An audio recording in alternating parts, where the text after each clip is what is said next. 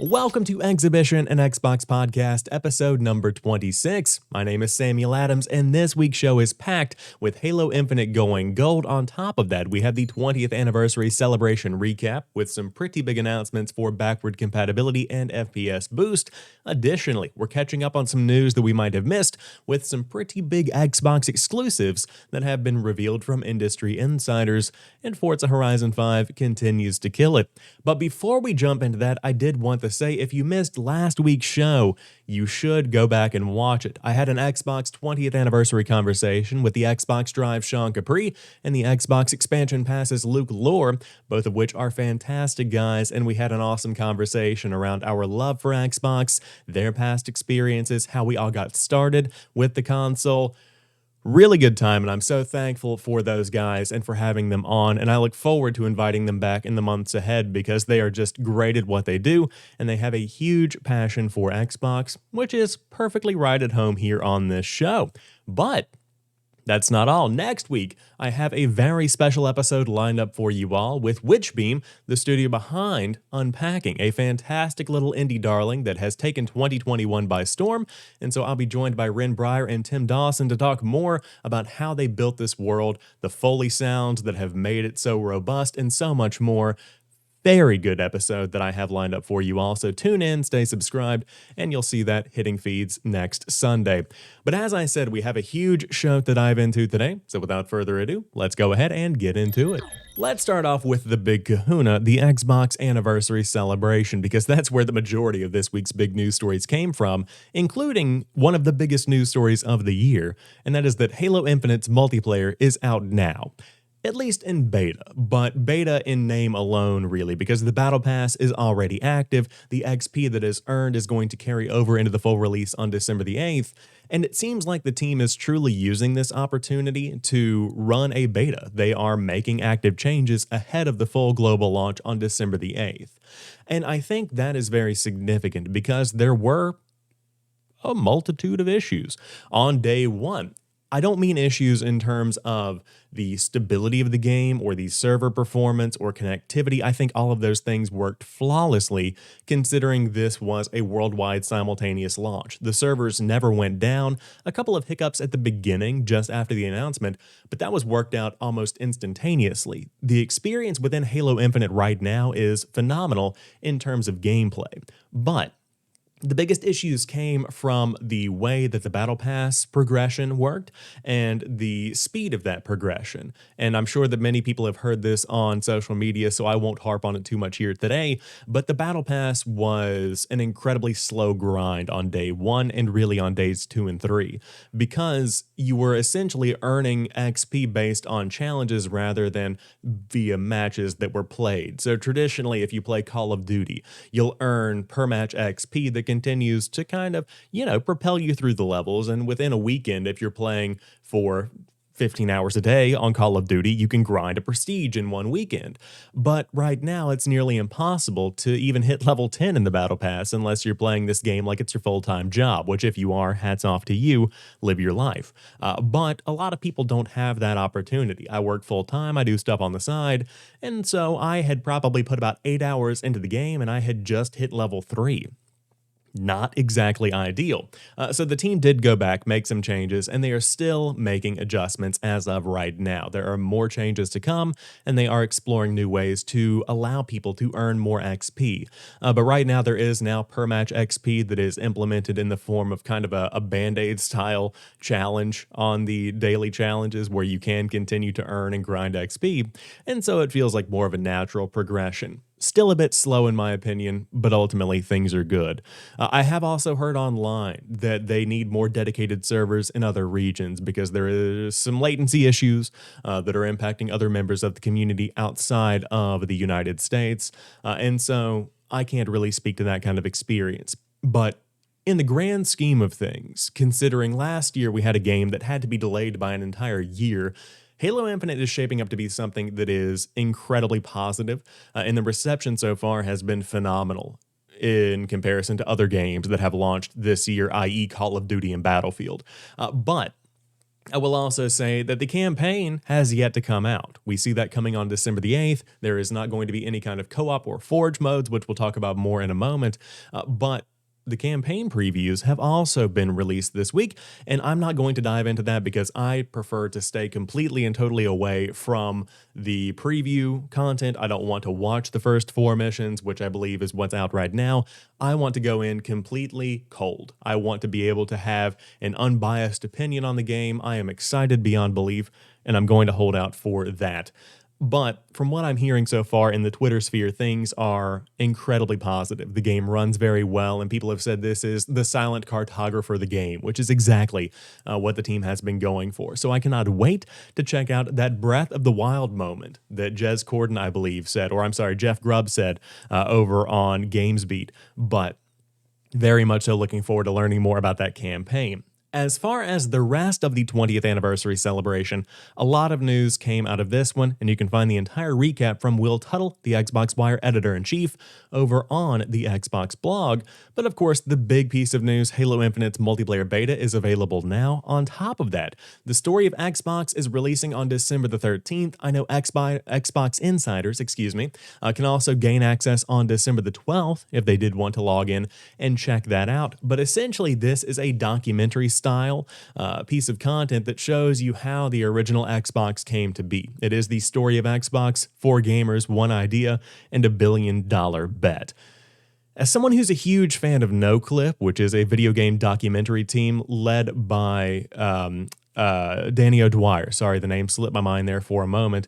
I cannot wait for this, and this was one of my favorite announcements from this week's show. So stay tuned for that. I cannot wait to check that out. It's going to be on Roku, IMDb TV, YouTube, Redbox, and others. So stay tuned for your streaming options there. But on top of that, you can celebrate 20 years of Xbox with over 70 new backward-compatible games, and this will be the final round of backward-compatible games.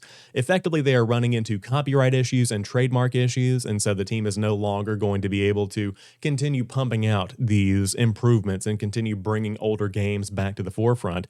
But there are a plethora of games for you to check out, and here are the 70 new additions that were launched this week. Lots to dig into here, but some of the standouts for me are 50 Cent, Blood on the Sand. Of course, that is kind of a cult classic. Binary Domain, the Fear franchise, which is a massive addition. Ridge Racer 6, Red Dead Revolver, which is a classic, the game before Red Dead Redemption, which kind of sparked this love of these Western games from Rockstar. On top of that, the entire Max Payne series is also getting some backward compatibility support and tons of other games on top of that, including Time Splitters and Time Splitters 2. So, if you do want to check out any of these games, you can find them now available via backwards compatibility. I know some of them aren't even listed on the store anymore, so these are going to have to be obtained via disc, or if you have an old collection of Xbox and Xbox 360 games, this could be a great option for you. But it's awesome to see these games continue to get support, and on top of 70 games getting added to the backward and compatible list, you also have FPS Boost being enabled for 11 of those titles. So, again, awesome to see that, because FPS Boost really does add an additional coat of paint to these games, and it makes them feel so much more modern. And I think that's something that is very, very important. Whenever you have so many games that are supporting 60 and 120 FPS at 4K, it's good to see that some classic legacy experiences like Binary Domain are going to be getting that support, and Nier. These are games that require that to really get the most out of the experience. Fear is also included there as well. I would also be remiss not to mention the Gears of War franchise is also now getting FPS Boost. So instead of only having to play 60 FPS through Gears of War Ultimate Edition, you can go back, earn those Xbox 360 achievements, and play the original. That's something that I think is a huge win. And then Elder Scrolls 4 Oblivion, of course. Oblivion was running horribly before because it was a last generation game, and now it is completely and totally rock solid. Perfect opportunity to check out Dead Space 2 and 3 as well. So, you know, lots of FPS Boost love coming in during this 20th anniversary week. It's unfortunate to see this round of backward compatible games be the last, but it's also understandable considering where we came from and where we started from back in 2016, I believe, if I remember correctly, and where we have come to today, because we now have this entire back catalog of games that are now modernized, that are now brought to a new generation, and that will continue to be supported in the years to come. You know, the fact that I can dive in and check out Oddworld Munch's Odyssey on the original Xbox, on a Series X with modern improvements. That's something that's very significant in terms of game preservation, which is something Phil Spencer has been very vocal about over the course of the past week. Bringing these games forward with us is so important to capture the art that the original developers intended. So awesome to see that, and it's also worth mentioning that some of these games, with FPS boost and whatnot, are also going to be coming to the Xbox Cloud Gaming Beta. So if you do want to check out higher frame rates on the go, that's something that is also worth mentioning, and that's something that is super cool to see. On top of that, there's even more 20th anniversary fun. You have additional merch lined up in the store right now with some t-shirts, hoodies, mugs, cups, hats, anything you want to buy to really pimp out your style. And of course, plenty of 24-hour gaming live streams, Halo Infinite tournaments, so much more here in the blog itself. But something I'm interested in is Xbox Pioneers Creativity and Innovation, Past, Present, and Future. This is a discussion that will be moderated by former Nintendo USA President and COO Reggie Fils-Aimé and feature Xbox visionaries Robbie Bach, Ed Fries, and Peter Moore, along with Bonnie Ross. That's going to be a very fantastic conversation. You can tune in on November 22nd at 10 a.m. Pacific Time on Microsoft's Alumni Network's YouTube channel and the official Xbox Twitch channel as well. But between the conversations that were had and the interviews that have been hitting podcast feeds over the course of the past week, the 20th anniversary celebration has not only brought fans a lot of things to look forward to in the future, but it's also honored the past, and I think that's a massive win for the industry. One of the ways they've honored the past is to bring these 20th anniversary Xbox controllers into the limelight. The box is on the shelf behind me. And I think the box speaks a lot to the goal that Xbox has, which is to build the future by taking inspiration from the past. And so if you were paying attention on social media, you might have seen something that I retweeted earlier this week. And if you don't follow me, sounds like a you problem. But all kidding aside, on the box of the 20th anniversary controller that I'm holding right here today, you see a design hidden, and you can only see it with a black light. And so when you shine a black light on the front of that Xbox controller box, you see the original Duke controller on the box for the 20th anniversary Xbox Series X and S controller. And to me, not only is that a cool homage to the past that honors 20 years of Xbox, that also speaks that the original passion, the original goal, the original design is still within the Xbox that we have today. And so I think that's something that is incredibly significant. And of course, you've seen Microsoft abandon certain pieces of tech over the past few years. You know, you've seen them completely diverge from that original goal of making this unified entertainment experience with TV and gaming coexisting in the same box with the Xbox One. You've seen the Kinect all but disowned. There is no record of the Kinect within any of the Xbox branding that we have today. And so it's understandable to pick and choose what you remember, but overall, that same core goal is present in the hardware that we have today. And I think that it's also present in Halo, with Halo Infinite coming, and everyone talking about how this feels like the silent cartographer on such a large level, which is, of course, an iconic level within the world of Halo. And so to be able to have all of these throwbacks and to be able to have these games that capture that original vision, I think that shows that Xbox 20 years on is still just as focused as they were back in the day. A couple of misses here and there along the way, through the Xbox One generation in particular, but there is still a lot to celebrate, and they certainly did celebrate it in a big way, and those celebrations will continue in the months ahead. But to talk about this Xbox 20th anniversary controller, if you can get your hands on one of these, super cool. I have a YouTube short up right now on youtube.com/jampacksam that kind of gives you a rundown of how the controller looks, gives you a close-up, and then it shows off that custom dynamic theme they have loaded onto the controller. and that's the only way you can get that dynamic theme. So stuff like that is super, super cool. And it's also worth mentioning the Halo Elite Series 2 controller also comes with a couple of bells and whistles built in there. There's an in-game charm that is the controller itself that you can equip to your assault rifle in Halo Infinite that's only able to be obtained by getting this controller. And while that's kind of bringing an exclusivity conversation into the mix where I would love to have that weapon charm, but I don't want to drop $100+ on this controller, $150+ on this controller, it's still worth mentioning that adds so much value to these things beyond just having a cool looking controller. So I'm in support of that. You can let me know what you think in the comment section down below or hit me up on social media, but no matter how you cut it, a lot to celebrate this week with 20 years of Xbox. Now let's move on and talk about Xbox Cloud Gaming, because the service has launched on consoles this week across both new-gen and old-gen hardware, and this is super significant for discoverability, and we'll talk about that more in a moment. But this news comes from Catherine Gluckstein, the Vice President and Head of Product at Xbox Cloud Gaming, who writes, "Wow, what a week it has been celebrating the 20th anniversary of Xbox together, and we've got more news to share as we take another step toward our mission of bringing gaming to more people where and when they want to play. Today, you can play Xbox Game Pass games from the cloud on your Xbox console. We're excited that Xbox Cloud Gaming Beta is now available on Xbox One and Xbox Series X consoles with a Game Pass Ultimate subscription."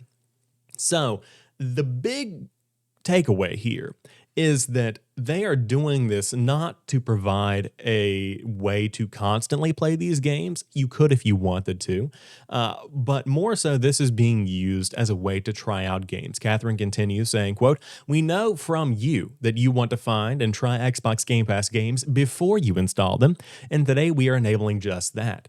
Now you can discover and try lots of different titles quickly right from the cloud until you land on one you may want to also install, which is still the flagship experience for Xbox consoles. In addition to that, getting a game invite from a friend for a game you haven't downloaded yet is no longer going to stop you from joining right away. We've built it so the experience is fast, easy, and a great way to discover your next favorite game while saving space on your hard drive for the games you plan to play again and again." This is massive because I dove in and played a little bit of Sea of Thieves. This is not a game that I would traditionally dive in and play. I've heard fantastic things about Sea of Thieves. I know it's very much so fun with friends, but it's not really something that I have a connection to. And so I wanted to check out A Pirate's Life, which is the big Pirates of the Caribbean expansion that came out earlier this year. And so it was nice to be able to jump in without having to download, without having any kind of time constraint. I just checked out cloud gaming from the get-go. Now, was it the same exact experience that I have when I download and install a game? Absolutely not. There was a little bit of latency. The resolution was obviously upscaled from 1080p to 4K, so there was a little bit of blurriness to it. And the frame rate wasn't a full 60 FPS. It was at some points, but it kind of hovered, it wavered a bit because, again, it is streaming and I don't have an enterprise level connectivity to the internet. It is what it is. But it did give me the opportunity to play some of the game and to see if it would be something I would be interested in diving more into. Will I? We'll see. Not my top priority right now, but it was fun to be able to dive in and check it out. And I think that it's going to be a fantastic benefit for those that do want to explore different games. And with 100+ games on Game Pass, it takes away the need to download and install stuff before you dive in and just give it a shot for the games that are supported. Of course, not every game is an Xbox Cloud Gaming game, but they mention here Recompiled, The Medium, The Riftbreaker. These are all games that can be played through the cloud. And so that's something that I think adds an incredible amount of value. But on top of that, it's also one that bridges the gap between Series X and Xbox One. For those that can't afford a console or can't find one to upgrade right now, you can dive in and play some next generation games without the need to actually have a next generation console. Of course, the experience is going to be largely similar to what you would find from a port of the game. Again, depending on your connection, it could be a lower res, it could be a little bit more latency mixed into your gameplay experience. But if you have a solid connection and an Xbox One, it's something that will get you through until that hardware becomes more available or until you can afford a Series X or a Series S. And I think that's something that's fantastic because it does make this so much more accessible. It makes games like The Elder Scrolls 6 and Starfield, when they launch, much more accessible. And I think that is something that is going to be incredibly significant in the years to come. So if you do want to check it out right now, they're promoting it pretty heavily on the Xbox Marketplace and on the very front of the Xbox dashboard, with a lot of options there, including Psychonauts, No Man's Sky, Minecraft Dungeons, a lot of big games to dive into. So check it out, see if it could be something you want to bake into the way that you experience your games. Now let's jump back to a November 11th report from Windows Central's Jez Corden, who is giving us details on two big Xbox exclusives coming soon. These have not been confirmed. This is not something Microsoft has put out, but instead this is something that is very significant in terms of what you can look forward to in the future. So first, we have Compulsion's Project Midnight.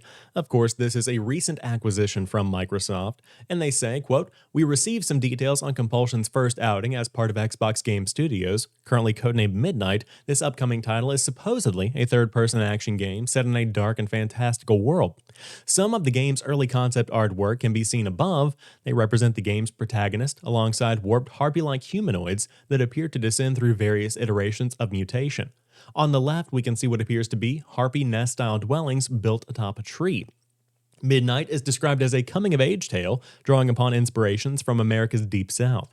The game features magic and large fantastical beasts with a strong Southern Gothic vibe. The game is a wholly single-player experience with what has been described to me as a strong story." I love a lot of words in there, but I like the magic. I like this mystical South kind of vibe. And then on top of that, I love a good single-player narrative, so I'm looking forward to learning more about this. But on top of that, Obsidian's Pentiment seems to be more of an indie-style game from a team that is known for a lot of very big AAA titles. So this news comes from Jeff Grubb on his premium Grub Snack show. Obsidian's indie-style effort is re-emerging from a small team led by Josh Sawyer, famed for his leadership on what is arguably the best Fallout game, writes Jez Corden, New Vegas, as well as a personal fave, Pillars of Eternity. I recently revealed the game's name with my co-host Randall Thor19 on our Xbox 2 podcast. Highly recommend you give that one a listen. It's being called Pentiment, which refers to an underlying image in a painting, especially one that has become visible when the top layer of paint has turned transparent with age, according to the dictionary. This naming convention hints at the game's premise, by which you act as an investigator in 16th century Europe, uncovering the truth behind a grisly murder. Grubb mentioned that Pentiment takes cues from the likes of Disco Elysium and the branching narrative designs Josh Sawyer is known for. You'll be able to investigate and make accusations against the characters in-game, which could lead to cascading consequences if you're wrong. It will be a dialogue-heavy game with decisions to make and response options to choose from, which will shape your experience as you unwrap the murder conspiracy before you. That is something that I think is very enticing, and of course, it's coming from a smaller team. Jez Corden reports this is coming from a team of roughly about 12 people over at Obsidian, which means it's very similar in nature to what you see with Grounded, where it is not the focus for the entire studio. Of course, that's more so geared towards Avowed, but then you have this Pentiment game, which is something that I think is going to be, again, branching out and building a new experience. And I think that that's the biggest takeaway from these new pieces that talk about Obsidian's game and they talk about Compulsion's game. Between Pentiment and between Midnight, whatever these games end up finally being called, I think that you begin to see much more diversity in the Xbox experience landscape. You do have your Forzas, you have your Halos, you have your Gears of War, but then you have these newer indie titles that are coming out and trying to make waves. Grounded, while not widely well received by the majority of the gaming population or even played by the majority of the gaming population, it is a game that people enjoy. It is a game that has had millions of players since it was announced. And I think that shows that it will be a game that is remembered in the same way that you have Battletoads, which is not a massive mega hit by any means, but it is something that people enjoy. And I think bringing these experiences forward and getting them out to the public will generate those big next generation games that are going to be redefining what people want to see. You know, looking towards the PlayStation ecosystem, at one point, The Last of Us was new. You know, at one point, that was something that was daring and new, and it was a new project from a classic studio in Naughty Dog. And so you see the same thing with Spider-Man, which is now so directly associated with the PlayStation brand coming from this iconic studio. Obsidian is the perfect opportunity to see that kind of thing replicated. And I think that's what we're going to see with Avowed. But on top of that, these smaller indie titles like Pentiment, I think that's something that could be changing the game, literally, when it comes to what to expect from these bigger teams. But very excited to see more. And of course, if you want to read the entire report, you can head over to Windows Central. Jez Gordon has you covered. Very excited for what this generation has in store. Now let's jump back to Halo Infinite's co-op campaign and Forge modes, because while we are getting a single-player experience on December the 8th, and this ongoing open beta is going to roll into that full release for the multiplayer experience, you still will not be able to dive into the campaign with your friends or into Forge mode until later in 2022, and we're talking about a good bit later in 2022. About another 3-month setback here, according to Matt Brown over at Windows Central, who is quoting the Eurogamer report, which said, quote, "At the time we talked about campaign and co-op and Forge, I said our goal is to ship campaign co-op in Season 2, and our goal is to ship Forge with Season 3. Yes, we are extending Season 1, so our goal still remains what I said before, which is to ship campaign co-op with Season 2 and Forge with Season 3, but those remain goals, those remain targets." So, the Season 1 for Halo's multiplayer experience has been extended from February into May of 2022, which effectively sets up the rest of the timeline. And for me, this isn't a problem, because I'm not a co-op campaign guy. I don't play Halo Infinite with other people, or I don't even play Halo experiences with other people. I've only gotten into a couple of multiplayer matches with my friends. I'm just a solo player, so this is not a problem for me. On top of that, I don't really use Forge. It's not my cup of tea. I know that for custom games, Forge is massive, and I know that for building these unique experiences that Halo has become known for, I think Forge is very significant. And so to see these setbacks is something that I think is unfortunate, but I'm still surprised, I suppose, that we are even getting Halo Infinite in its completed state on December the 8th. And I don't mean to, demean the team at 343. I don't mean to put them down or to put down the work that's been done on Halo Infinite. But as compared to what we saw last July, this game has come a very, very long way. So to get a very solid campaign that is worthy of being recognized as the next 10 years of Halo as we hit the 20th anniversary of the franchise, that is something that I'm thankful for. And if co-op has to wait and if Forge has to wait, I think that's perfectly fine. And on top of that, as this kind of staggered release comes for these different experiences, I think this will breathe new life into the game at a pretty regular cadence. So if you play multiplayer right now and then you die off for a bit, then you come back on December the 8th to check out the single player campaign, you'll probably end up bouncing back to some multiplayer. Then as time goes on and you begin to fall off, let's say new games come out next spring. I don't know, is anything coming out next spring? Just kidding, tons of stuff is. But then the co-op drops. You return to the game with some friends, you have a good time, you play through the campaign again, you grind some missions, get some cosmetics, that kind of thing. That brings you back into the game. Then you die off again. Then later in the summer, Forge comes back, your friends make some custom modes, and boom, you're good to go. You have now been in this ecosystem that continues to bring back new experiences. Obviously, it's good to have everything on day one, but I don't consider this to be that bad. Let me know what you think in the comments section down below, but that's what's going on with Forge and the co-op campaign experience in Halo Infinite. Halo Infinite is not the only game feeling a delay this holiday season, because Call of Duty Vanguard and Warzone are also feeling a bit of a push by about 1 week. But what's weird is that this push is not due to any kind of technical glitch or a bug that needs fixing or just to add some additional polish to the game. It seems like this is almost directly to compete with Halo Infinite, because the official statement from the Call of Duty Twitter account is just an update. They write, quote, "Update Season 1 of Vanguard and Warzone Pacific will now release December the 8th. Vanguard owners will have 24-hour exclusive first play access to the Caldera map. Open access begins on December the 9th. Normally, there is some kind of statement around we strive to add a level of perfection to our game. We're delaying by 1 week. This seems to be a move to compete directly with Halo Infinite. And this comes during a year where Call of Duty is struggling, and Activision Blizzard is embroiled in tons of controversy, and justifiably so. Bobby Kotick has been in the news throughout the week for the statements that he has made and the moves that he has made to drive this company into the ground. The investors behind Activision Blizzard, a lot of the biggest stakeholders, are his close friends, and so effectively they're protecting this man who is not only holding this company back from its full potential, but on top of that, making a very undesirable work environment, a dangerous work environment for some people. And across the board, we're talking about sexual harassment, we're talking about crunch, we're talking about unfair compensation structures based on gender, that kind of stuff. Not looking good. Bobby Kotick needs to go. The stakeholders need to sell out. The whole company needs to flip around because things are not going well. And I think it's showing in the quality of the games being produced. I talked about this a bit a couple of weeks back.